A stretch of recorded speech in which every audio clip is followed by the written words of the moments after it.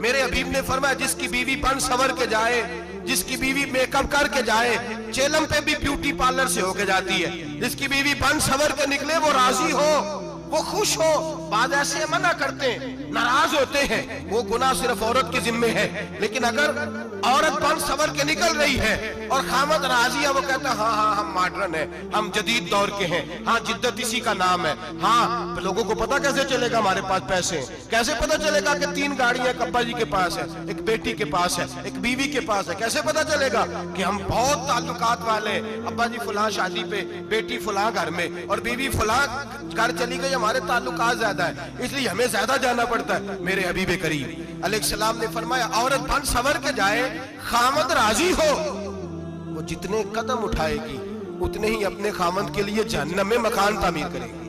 فرمایا اس کے خامد کے لیے اتنے مکان دوزخ میں تیار ہو گئے، وہ جلایا جائے گا، وہ تپایا جائے گا، وہ جہنم کی آگ کا ایندھن بنے گا۔ اور میں نے شاید آپ کو درجن بار حدیث سنائی ہو، میرے کریم رسول نے فرمایا بی بی ایک ہوگی پر 4 آدمیوں کو جہنم میں لے کے جائے گی۔ یا رسول اللہ کس کو؟ فرمایا باپ نے پردے کا نہیں کہا تو باپ بھی دوزخ میں جائے گا، اگر بھائی نے پردے کا نہیں کہا تو وہ بھی دوزخ میں جائے گا، شوہر نے پردہ نہیں کرایا تو وہ بھی جہنم میں جائے گا۔ وہ بیٹا جو کہتا تھا نا 1.25 لاکھ کا موبائل لینا ہے تو اماں نے گھر کے اندر شور ڈال دیا، مجبور کیا خامد کو لے کر کے دیا، اس بیٹے سے پوچھا جائے گا تو ساری زندگی اماں سے منواتا تھا، یہ تو نے کیوں نہیں کہا پردہ کر لے؟ اور اب تو بی بی ذرا 40 سال کی ہوتی ہے تو کہتے ہیں میری خیر ہے میں بوڑھی ہو گئی ہوں، میری خیر ہے، روٹیاں ساری کھاتی ہوں، باقی سارے کاموں میں جوانوں کی طرح ہوں، پردہ نہیں میں نے کرنا، میری خیر ہے، فلانا تو میرے بیٹے کی طرح۔ ظلم کی حد ہے، ظلم کی حد۔ کزن ایک دوسرے سے ہاتھ ملاتے، کزن، وہ کس مصیبت کا نام ہے؟ کہتے ہیں یہ بھائی ہے، وہ بھائی یہ بھائی ہوتا تو اس سے نکاح ناجائز ہوتا، اب چونکہ اللہ نے اس کے ساتھ نکاح کو حرام رکھا ہے تو یہ تمہارا بھائی ہو سکتا؟ میرے رسول کریم صلی اللہ علیہ وسلم نے فرمایا سور نجس العین ہے، کتا بالکل ناپاک نہیں ہوتا، کتا بھیگ جائے تو بعد اوقات ناپاک ہوتا ہے، یہ کتے کے منہ سے تھوک نکلے تو ناپاک ہوتی ہے، سور نجس العین ہے، پورا ناپاک، خشک بھی ہو تو ناپاک ہے۔ میرے حبیب پاک علیہ السلام نے فرمایا ایک سور ہو وہ پہلے ہی ناپاک، اور دوسرا پھر وہ سور گند میں لپٹا ہوا ہو، غلاظت اس سور کو لگی ہوئی ہو۔ فرمایا ایک تو سور جو نجس العین ہے اور پھر وہ گند میں لپٹ جائے، غلاظت میں بھر جائے، اس کے پورے وجود کو گندگی لگ جائے۔ فرمایا وہ سور گندگی اور غلاظت میں لپٹا ہوا تیرے جسم سے لگ جائے تو اتنا برا نہیں جتنا غیر محرم عورت کا وجود تیرے وجود سے لگ جائے تو برا ہے۔ کس قدر تفصیل دی، کہاں سے بات شروع کی اور کہاں میرے نبی نے سکھائی۔ کزن ہاتھ ملا رہی ہے، کزن کے ساتھ بازار جایا جا رہا ہے، کزن کے ساتھ فلاں کام ہو رہا ہے، کزن کو چچا کا بیٹا بھائی ہوتا ہے، اگر یہ سگا بھائی ہوتا تو اس کے ساتھ نکاح ناجائز ہوتا۔ خدا را آ جاؤ، لوٹ آؤ، واپس پلٹو دین کی طرف، لوٹو اس تباہی سے نکلو۔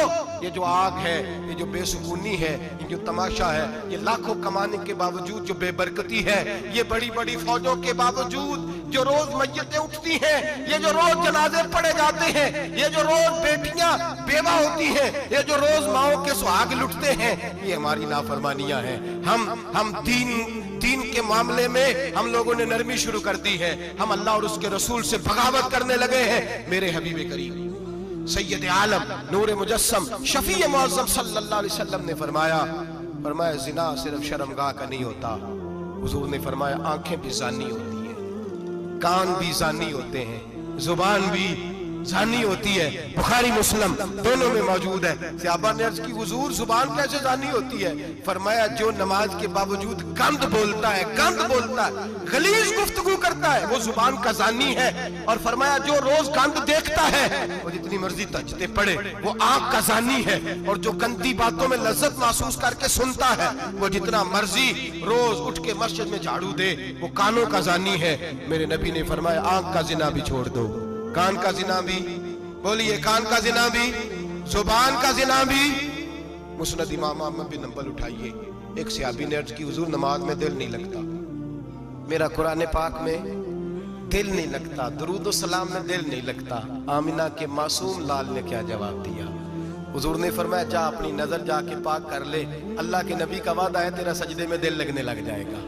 جا اپنی آنکھ کو طہارت دے، وضو کرا، نظروں کو پاک کر، اللہ کے رسول کا وعدہ ہے تیرا قرآن پاک میں دل لگے گا، جا جا کے اپنی نظر کو پاک کر، وعدہ ہے تیری زبان پہ درود و سلام جاری ہو جائے گا، اللہ کا ذکر جاری ہو جائے گا۔ میرے بھائیوں، عورت کا پردہ، عورت کا حجاب دین میں اسی طرح فرض ہے جس طرح نماز فرض ہے، جس طرح روزہ فرض ہے، جس طرح زکوٰۃ فرض ہے، اسی طرح عورت کا پردہ بھی فرض ہے۔ اگر کسی گھر میں عورت پردہ نہیں کرتی، اس گھر کے مکین سارے اللہ کے حضور جواب دے ہیں۔ میرے حبیب کریم علیہ السلام نے جس عورت کو پسند کیا، جس عورت کی تعریف کی، جس عورت کی بابت میرے نبی نے ارشاد فرمایا، وہ بڑے خوبصورت لفظ ہیں، صاحب احکام القرآن میں لکھے ہیں۔ میرے حبیب پاک نے صحابہ کی محفل سجائی، مجمع کھچا کھچ مسجد بھر گئی۔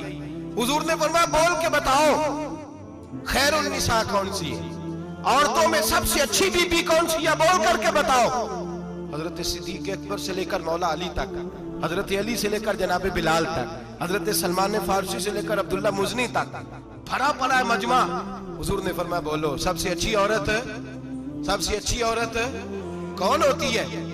ایک صحابی کہنے لگے حضور جس کی نماز قضا نہ ہوئی، فرمایا وہ بھی اچھی ہے پر تم میری مراد کو نہیں پہنچی۔ ایک نے کہا حضور جو خامد کی تابع دار ہو، فرمایا وہ بھی اچھی ہے پر تم میری مراد کو نہیں پہنچی۔ ایک صحابی نے کہا یا رسول اللہ جو پاک دامن ہو، حضور نے فرمایا تم میری مراد کو۔ حضرت علی فرماتے ہیں جب سب کے جواب غلط ہو گئے تو میں، قد میرا چھوٹا تھا، میں پیچھے بیٹھا تھا، میں گردن جھکا کے پیچھے سے نکل گیا۔ سیدہ طیبہ طاہرہ حضرت فاطمہ الزہرا رضی اللہ تعالی فرماتے ہیں بی بی صاحب کے پاس پہنچا، میں نے کہا فاطمہ حضور نے سوال کیا ہے۔ تو حضرت فاطمہ بھی گویا مسکرا کے کہنے لگی علم کے شہر کے دروازے تو آپ ہی ہیں، تو آپ یہاں آ گئے۔ کہا حضور نے سوال کیا ہے اور مجھ سے لے کر ابو بکر عمر عثمان غنی تمام کو کسی کو جواب نہیں آیا۔ حضور نے پوچھا بہترین عورت کون ہوتی ہے، بہترین خیر النساء، بہترین بی بی کون ہوتی ہے؟ تو حضرت سیدہ فاطمہ کہنے لگی علی بڑی سادی سی بات تھی، سادی سی بات تھی، سمجھ نہیں آئی؟ کہ فاطمہ بتلا دو اتنی سادی ہے تو۔ حضرت فاطمہ کہنے لگی سب سے بہترین عورت وہ ہوتی ہے نہ کبھی غیر محرم نے وہ بی بی دیکھی ہو۔ اگلے جملے بھی یاد رکھنے، نہ کبھی غیر محرم نے وہ بی بی دیکھی ہو، اور فرمایا نہ اس بی بی نے کبھی کوئی غیر محرم دیکھا ہو۔ صرف مرد پہ پابندی نہیں کہ وہ عورت نہ دیکھے، فرمایا عورت پہ بھی پابندی ہے کہ وہ بھی غیر محرم کا چہرہ نہ دیکھے۔ فرمایا بی بی نے بھی غیر محرم نہ دیکھا ہو، وہ خیر النساء ہے، وہ سب سے اعلیٰ۔ حضرت علی کہتے میں جھٹ سے آیا، پیچھے بیٹھا، بات ابھی جاری تھی، میں نے ہاتھ کھڑا کر دیا، میں نے کہا حضور میں بتاؤں؟ نبی پاک نے فرمایا بتلاؤ۔ تو کہتے میں نے کہا حضور بہترین بی بی وہ ہوتی ہے جس نے نہ کبھی غیر محرم دیکھا ہو اور نہ غیر محرم نے کبھی اسے دیکھا ہو۔ علی فرماتے ہیں میں نے جواب دیا تو میرے رسول کی آنکھوں میں آنسو آ گئے، حضور روئے اور فرماتے ہنستے مسکراتے اچانک صحابہ کے آنسو برسنے لگے، مجمع پہ کیف سا طاری ہو گیا، آنکھیں برسنے لگی۔ ہم لوگ حضور کے رونے پر سکتے میں آ گئے، نظر اٹھائی تو جواب تو میں نے دیا تھا، تعریف میری ہونی چاہیے تھی، شاباش مجھے ملنی چاہیے تھی۔ میرے حبیب نے رو کے آنسو پوچھ کے فرمایا میں تمہیں کہتا نہیں الفاطمہ تو بدعۃ منی، فاطمہ واقعی میرے جگر کا ٹکڑا ہے، فاطمہ میرے وجود کا حصہ ہے، میں تمہیں کہتا نہیں رہتا؟ کہا فاطمہ میرے جگر کا ٹکڑا ہے۔ حضرت علی فرماتے ہیں صحابہ میری طرف دیکھنے لگے اور کہنے لگے علی جواب تو دے، شاباش بی بی صاحبہ کو ملے۔ تو کہتے ہیں میں نے کہا حضور روئے ہیں تو آنسو میرے بھی چھلک ہی پڑے ہیں۔ فرمانے لگے لفظ میرے ہیں پر سوچ اس بیٹی کے ہے جس کی تربیت محمد عربی نے فرمائی ہے۔ فرمایا جملے میرے ہیں، ناقل میں ہوں، بات میں بیان کر رہا ہوں، لیکن پیچھے سوچ اس نور والی بیٹی کی ہے جس کو اپنے گھر کے اندر رہ کے آنگن میں رکھ کے رسول پاک نے پرورش فرمائی۔ حضرت فاطمہ فرماتی ہیں حضرت علی میرے پاس دوڑے آئے اور کہنے لگے فاطمہ چل مسجد، پتہ نہیں حضور کو کیا ہو گیا ہے۔ حضور رو رو کے بحال ہو گئے اور حضور حجرے میں رو رہے اور ہچکیوں کی آواز مسجد میں آ رہی ہے، چل ذرا چل کے حضور کی بات دیکھ کیا ہوا ہے، ہماری تو طاقت نہیں اندر جانے کی۔ سیدہ طیبہ طاہرہ حضرت فاطمہ جھٹ سے پردہ اوڑا، حاضر خدمت ہوئی، اندر گئیں، کہتی ہیں حضور کے کندھے پہ ہاتھ رکھا تو محبوب بیٹی کے ہاتھ کی ٹھنڈک محسوس کی، سر سجدے سے اٹھایا، فرمایا فاطمہ آ گئی ہو؟ حضور آئی، فرمایا چل بیٹی تو بھی ہاتھ اٹھا اور میری امت کی بیٹیوں کے لیے دعا مانگ، چل تو بھی ہاتھ اٹھا میری امت کی بہنوں ماؤں کے لیے دعا مانگ۔ محبوبہ کیا ہوا؟ میرے حبیب نے فرمایا رات مجھے دکھایا گیا ہے دوزخ میں کچھ بیبیاں ہیں، ان کے بال فرشتوں نے باندھے ہوئے ہیں اور انہیں گرز مار رہے ہیں، वो चीखती चिल्लाती हैं और मदद के लिए पुकारती हैं, वो बड़ी तकलीफ में हैं।